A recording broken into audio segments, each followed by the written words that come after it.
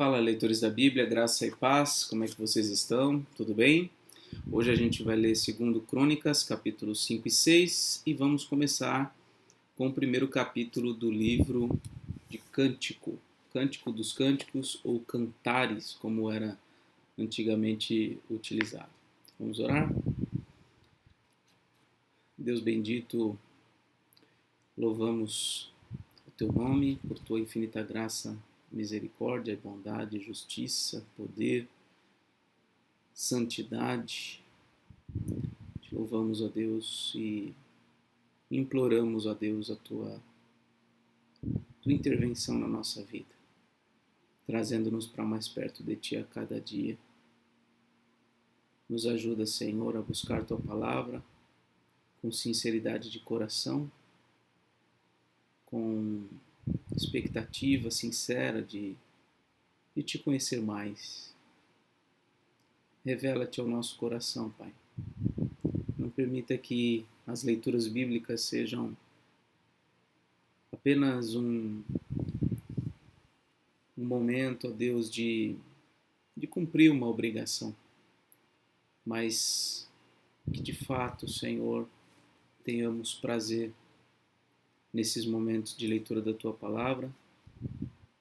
Para isso, ó Deus, muda o nosso coração, traga-nos para mais perto de Ti, em nome de Jesus. Amém.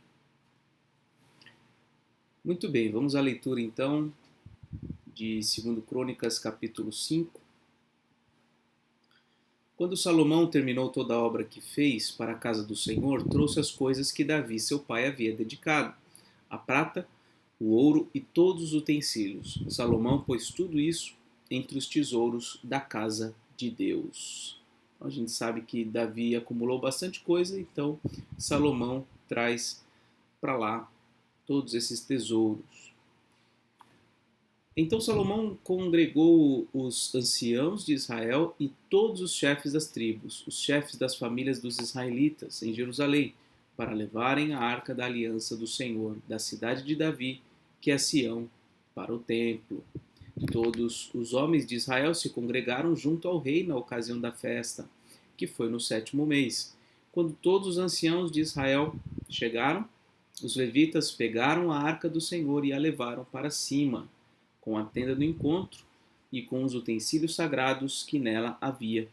Os levitas sacerdotes é que levaram tudo isso para o templo. É importante essa descrição que os levitas foram que levaram, porque já tinha dado problema da primeira vez que Davi tentou levar a arca, né? Deu problema e então eles foram lembrados de uma forma muito dura que são os levitas quem deviam fazer o deslocamento, o transporte de todos os itens, tanto a arca como todos os itens do tabernáculo. O rei Salomão e toda a congregação de Israel que se havia reunido diante dele estavam todos diante da arca, sacrificando ovelhas e bois, que de tão numerosos não se podiam contar. Os sacerdotes puseram a arca da aliança do Senhor no seu lugar, no santuário mais interior do templo, que é o Santo dos Santos, debaixo das asas dos querubins, pois os querubins estendiam as asas sobre o lugar da arca, e do alto cobriam a arca e os seus cabos. Os cabos sobressaíam tanto que suas pontas eram vistas do santo lugar, diante do Santo dos Santos, porém de fora não podiam ser vistos. E ali estão até o dia de hoje. Nada havia na arca a não ser as 2 tábuas que Moisés havia colocado ali em Horebe, quando o Senhor fez aliança com os filhos de Israel ao saírem do Egito. Quando os sacerdotes saíram do santuário, porque todos os sacerdotes que estavam presentes se santificaram, sem respeitarem os seus turnos, e quando todos os levitas, que eram cantores, isto é, Asaf, Emã, Jedutum e os filhos e irmãos deles, vestidos de linho fino, estavam em pé no lado leste do altar, com símbolos, harpas e liras, e com eles até 120 sacerdotes que tocavam trombetas. E quando em uníssono, ao mesmo tempo, tocaram as trombetas e cantaram para se fazerem ouvir, para louvar e dar graças ao Senhor. E quando levantaram eles a voz com trombetas, símbolos e outros instrumentos musicais para louvarem o Senhor, porque Ele é bom, porque a sua misericórdia dura para sempre, então, depois de tudo isso, então o templo, a saber, a casa do Senhor, se encheu de uma nuvem, de maneira que os sacerdotes não puderam permanecer ali para ministrar, por causa da nuvem, porque a glória do Senhor encheu a casa do Senhor. Quando a glória do Senhor enche a sua casa, ninguém fica. Pelo menos é isso que o texto está dizendo. Uma nuvem espessa, a glória de Deus se manifestou ali. Quando o povo de Deus ali reunido, os seus ministros ordenados, os seus cantores separados para essa missão, quando todos estavam ali e começaram a cantar e a louvar, a glória do Senhor encheu a casa de Deus. Capítulo 6. Então Salomão disse: o Senhor declarou que habitaria em trevas espessas. Eu edifiquei uma casa para a tua morada, lugar para a tua eterna habitação. Depois o rei voltou o rosto e abençoou toda a congregação de Israel, que se mantinha em pé. Então, é como se Salomão tivesse virado para casa, disse algumas palavras, depois voltou o rosto para a congregação e abençoou a congregação. E ele disse: bendito seja o Senhor, o Deus de Israel, que falou pessoalmente com Davi meu pai, e pelo seu poder cumpriu o que prometeu, dizendo: desde o dia em que tirei o meu povo da terra do Egito, não escolhi cidade alguma de todas as tribos de Israel para edificar um templo, a fim de ali estabelecer o meu nome. Nem escolhi homem algum para chefe do meu povo de Israel, mas escolhi Jerusalém, para que ali seja estabelecido o meu nome, e escolhi Davi para governar o meu povo de Israel. Também Davi, meu pai, havia proposto em seu coração edificar um templo ao nome do Senhor, o Deus de Israel. Porém o Senhor disse a Davi, meu pai: você fez bem quando resolveu em seu coração edificar um templo ao meu nome. Todavia não será você quem edificará esse templo. O seu filho, que descenderá de você, ele o edificará ao meu nome. Assim, o Senhor cumpriu a palavra que tinha dito, pois me levantei em lugar de Davi, meu pai, e me assentei no trono de Israel, como o Senhor havia prometido. E edifiquei o templo ao nome do Senhor, o Deus de Israel. Nele pus a arca em que estão as tábuas da aliança, que o Senhor fez com os filhos de Israel.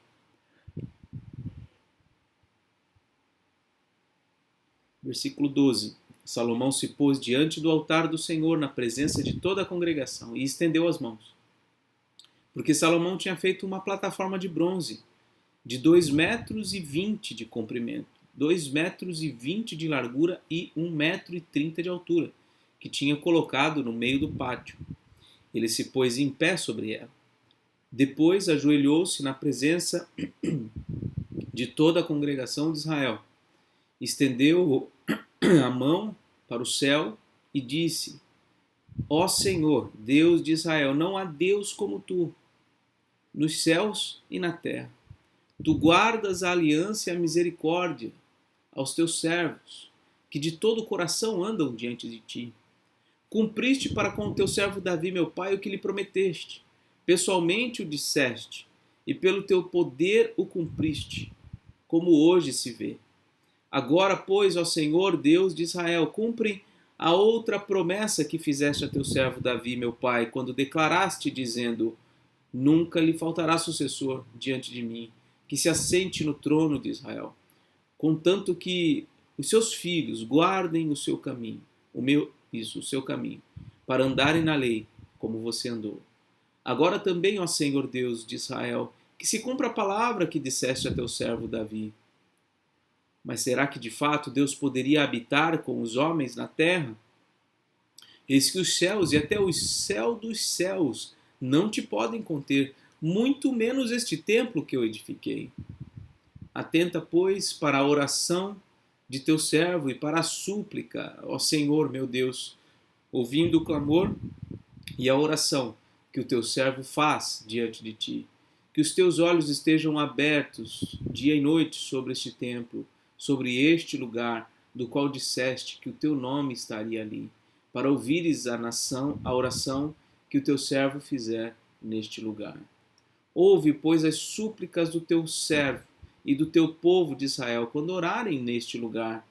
Ouve do lugar da tua habitação dos céus, ouve e perdoa. Se alguém pecar contra o seu próximo e lhe for exigido que jure, e ele vier a jurar diante do teu altar neste templo, ouve tu desde os céus, age e julga os teus servos, dando a paga ao ímpio, fazendo com que pague por seus atos e justificando o justo para lhe retribuir e segundo a sua justiça. Quando o teu servo de Israel, quando o teu povo de Israel for derrotado por um inimigo, por ter pecado contra ti, e se converter, confessar o teu nome, orar e suplicar diante de ti neste templo, ouve tu desde os céus, perdoa o pecado do teu povo de Israel e faze-o voltar à terra que deste a eles e aos seus pais. Quando o céu se fechar e não houver chuva, por ter o povo pecado contra ti, e ele orar neste lugar, confessar o teu nome, se converter dos seus pecados, depois de o haveres castigado, ouve tu dos céus, perdoa o pecado dos teus servos e do teu povo de Israel, ensinando-lhes o bom caminho em que devem andar, e envia chuva sobre esta tua terra, que deste em herança ao teu povo.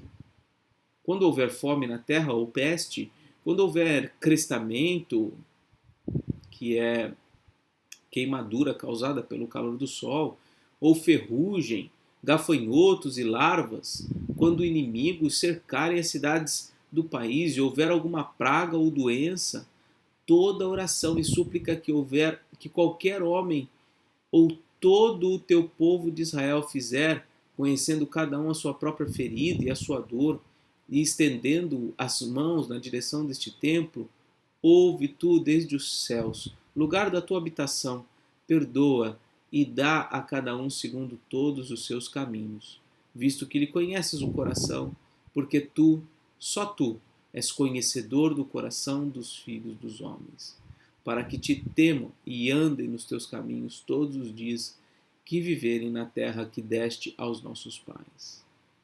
Também ao estrangeiro que não for do teu povo de Israel, porém vier de uma terra distante, por amor do teu grande nome, por causa da tua mão poderosa e do teu braço estendido, e orar voltado para este templo, ouve tu desde os céus, do lugar da tua habitação, e faze tudo o que o estrangeiro te pedir, a fim de que todos os povos da terra conheçam o teu nome, para te temerem, como o teu povo de Israel, e para saberem que este templo que eu edifiquei é chamado pelo teu nome. Quando o teu povo sair à guerra contra os inimigos, pelo caminho por onde os enviares, e orarem a ti, voltados para esta cidade que tu escolheste, e para o templo que edifiquei ao teu nome, ouve tu desde os céus e a sua oração e a sua súplica, e faze-lhes justiça.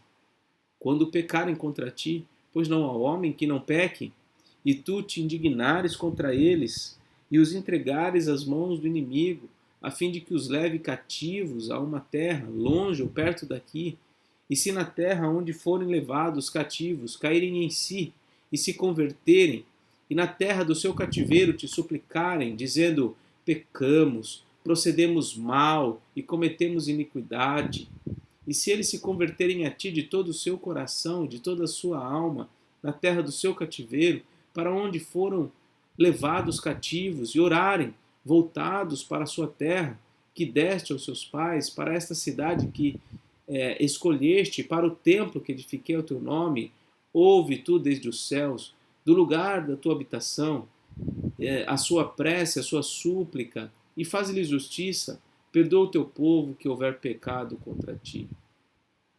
E agora, ó meu Deus, que os teus olhos estejam abertos e os teus ouvidos atentos à oração que se fizer neste lugar. E agora, Senhor Deus, Levanta-te e entra para o teu repouso, tu e a arca do teu poder. Que os teus sacerdotes, ó Senhor Deus, se revistam de salvação, e os teus santos se alegrem com o bem. O Senhor Deus, ó Senhor Deus, não rejeites o teu ungido. Lembra-te das misericórdias que usaste para com Davi, teu servo. Uma oração longa de Salomão expressando aqui um papel importante, o papel de intercessor. Ele ora em favor do povo para que quando o povo tiver pecado, quando o povo tiver desobedecido, quando Deus estiver irado contra o seu povo, ele possa sempre dar ouvidos àqueles que sinceramente orarem, voltados para aquele templo, buscando o perdão, para que Deus perdoe a sua iniquidade e restaure o seu povo. Essa é basicamente a intercessão de Salomão e a mesma função é cumprida por Jesus Cristo. Hoje não precisamos mais orar voltados para um templo ou para uma cidade, basta que oremos mediados por Cristo Jesus, em nome de Jesus Cristo. É como se nós estivéssemos voltados, virados para o templo. Quando sinceramente oramos, clamamos pelo perdão, pela misericórdia de Deus e o fazemos por meio dos méritos de Jesus Cristo, confiando na graça e no amor de Jesus Cristo. Então, tudo isso se cumpre na nossa vida, porque a promessa de Deus é que, se confessarmos os nossos pecados, o Senhor Deus é fiel e justo para nos perdoar os pecados e nos purificar de toda injustiça. Bom, vamos agora ao livro de Cântico dos Cânticos, primeiro capítulo, né?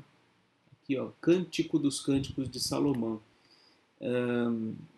Isso, é esse versículo que eu queria mencionar. 1 Reis 4:32 diz que Salomão compôs 3.000 provérbios e os seus cânticos foram 1.005. Então ele compôs 1.005 músicas, 1.005 cânticos. E ficou preservado para nós apenas um, que é este, um livro de 8 capítulos. Para mim, o livro de Cântico dos Cânticos sempre foi um dos mais complexos de se compreender das Escrituras, né? E aqui eu fiz uma breve leitura aqui de algumas coisinhas, só algumas coisas aqui, da introdução ao livro Cântico dos Cânticos, da Bíblia de Estudo da Fé Reformada. Esse aqui, ó, talvez vocês conheçam, né? É bem bonito. Eu ganhei essa Bíblia aqui e eu estou lendo aqui. E aqui diz sobre os temas principais do livro de Cântico dos Cânticos. O tema predominante seria o amor e o sexo humano. Então a gente vai ver isso nesse cântico, né? A donzela, o seu noivo, o seu esposo e toda a intimidade envolta, né? Desses dois. Mas aqui é colocado que há 3 subtemas e os 3 começam com D para ajudar na memorização. O primeiro subtema é deleite. Então a gente vê, esse é um tema preponderante, a ideia de que há um deleite, um prazer, né, nessa relação. O segundo subtema é desapontamento. Então também há, em alguns momentos, desapontamento. E também o terceiro subtema, que é o desejo.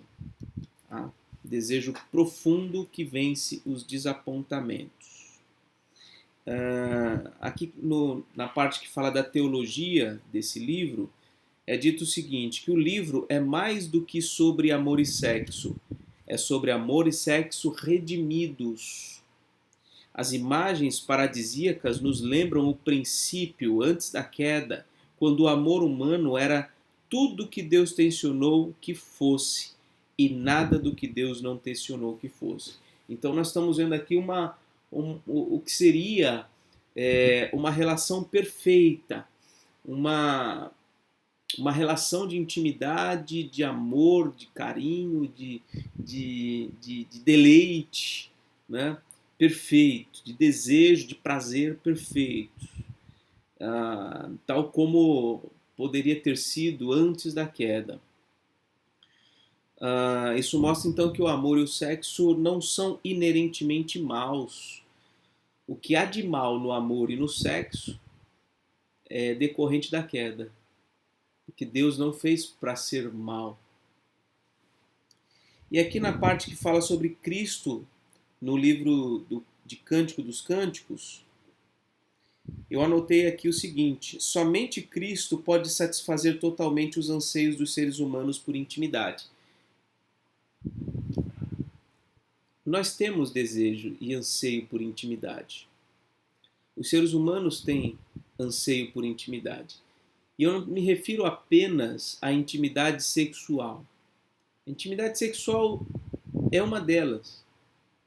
É uma parte importante do nosso anseio, mas não é tudo.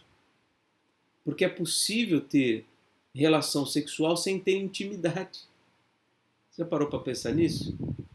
É possível haver relação sexual sem haver intimidade.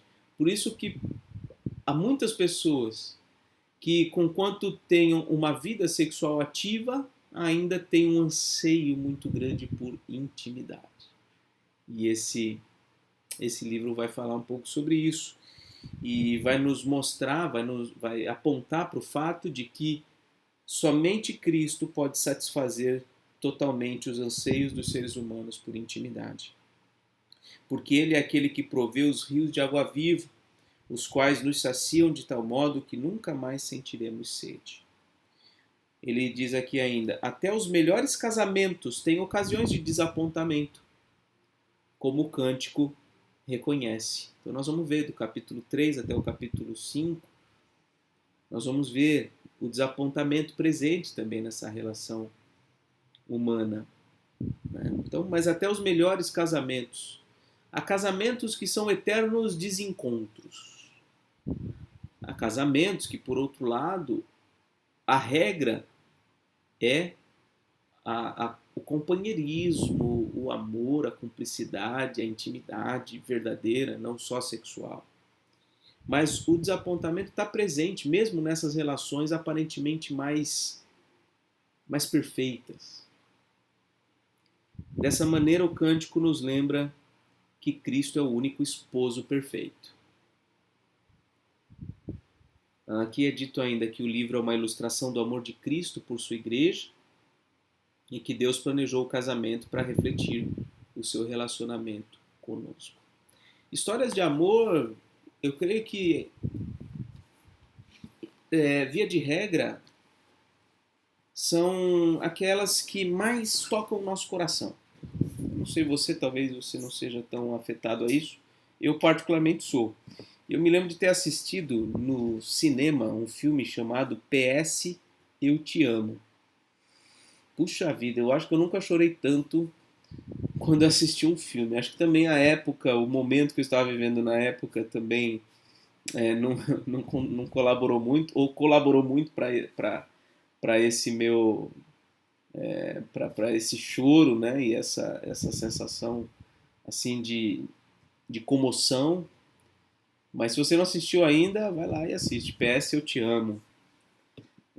Reflete de fato esse anseio nosso por companhia, por intimidade verdadeira, né?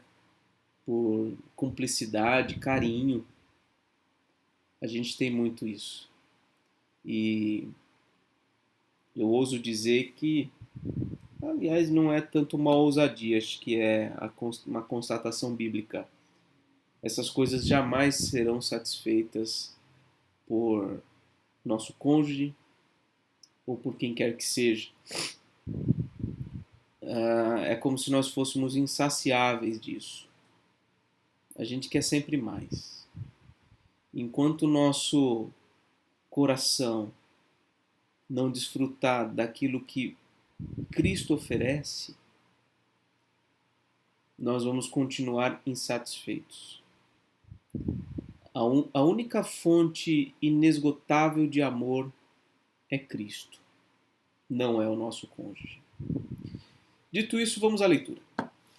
Cântico dos Cânticos de Salomão. Primeiro cântico.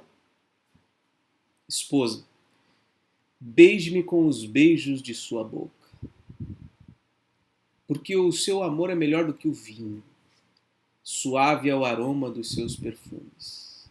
Como perfume derramado é o seu nome, por isso as donzelas o amam. Leve-me com você, vamos depressa. O rei me introduziu nos seus aposentos. Coro. Exultaremos e nos alegraremos por sua causa. Do seu amor nos lembraremos, mais do que do vinho. Não é sem razão que o amam. Eu não fiz exegese desse texto. Para mim é muito difícil compreender os detalhes desse livro, mas acho que algumas coisas a gente precisa ter em mente. Por um lado, lembrar que foi Salomão quem escreveu e ele que foi cercado de mulheres. Cercado de mulheres, de esposas e tudo mais. Por outro lado, também é importante a gente se lembrar que esse livro, por ser inspirado por Deus, por estar em harmonia com o restante das Escrituras, ele aponta para Cristo. Para Cristo como noivo e a igreja como noiva. Então a pluralidade, talvez aqui de donzelas, enfim, talvez tenha alguma relação nesse sentido. Mas não vou bater muito nessa tecla. Algumas coisas para ter em mente. Eu não vou conseguir aqui interpretar cada frase, mas é para a gente fazer uma leitura e absorver de forma panorâmica a mensagem geral do livro. Eu sou morena e bonita, ó filhas de Jerusalém, como as tendas de Quedar, como as cortinas de Salomão. Não olhem para minha pele morena, porque o sol me queimou. Os filhos de minha mãe se indignaram contra mim e me puseram por guarda das vinhas. Mas a minha vinha, que me pertence, não aguardei. Diga-me, ó amado de minha alma, onde você apacenta o seu rebanho? Onde você o faz repousar ao meio-dia? Diga para que eu não ande vagando junto ao rebanho dos seus companheiros. Se você, a mais bela das mulheres, não o sabe, siga as pisadas dos rebanhos e apacente os seus cabritos junto às tendas dos pastores. Comparo você, minha querida, com as éguas das carruagens de Faraó. O seu rosto fica lindo com os enfeites, o seu pescoço com os colares. Faremos para você enfeites de ouro, com incrustações de prata. Enquanto o rei está assentado à sua mesa, o meu nardo exala o seu perfume. O meu amado é para mim como um sachê de mirra, posto entre os meus seios. O meu amado é para mim como um ramalhete de flores de hena nas vinhas de Engedi. Como você é bela, minha querida. Como você é bela. Os seus olhos são como pombas. Como você é belo, meu amado. Como é encantador. O nosso leito é de viçosa relva. As vigas da nossa casa são os cedros e o nosso teto são os ciprestes. Vou terminar lendo apenas o versículo 1. Eu sou a rosa de Saron, o lírio dos vales. E aqui termina a leitura de hoje. É porque é um cântico só, né? Ele tem todo o encadeamento. Quem sabe aí fica para um próximo projeto aqui no YouTube, depois que a gente terminar esse projeto, né? A gente fazer alguns desafios de ler livros inteiros, de ponta a ponta. Demora o tempo que demorar. Talvez esse seja um desafio, né? Eu já fiz isso algumas vezes. e é muito interessante. Eu já li, por exemplo, Gênesis do início ao fim. E na mente fica assim a história toda construída, como se nós tivéssemos assistido um filme. É muito interessante. Eu não me lembro bem, talvez umas 3 ou 4 horas lendo, eu não me lembro. 1 hora eu acho que não foi, porque é um texto longo. Mas essa é uma dica interessante. Se você tiver tempo, e eu creio que tempo a gente tem quando a gente quer fazer as coisas, pegue um livro da Bíblia e lê do início ao fim. Uma carta de Paulo, talvez um livro dos profetas menores. É uma experiência interessante. E o Cântico dos Cânticos também, porque é um cântico só, não são vários cânticos, né? São partes de um único cântico. Bom, vamos aqui à marcação do dia. E essa foi a leitura de hoje. Que Deus te abençoe, um forte abraço e até mais, se Deus quiser.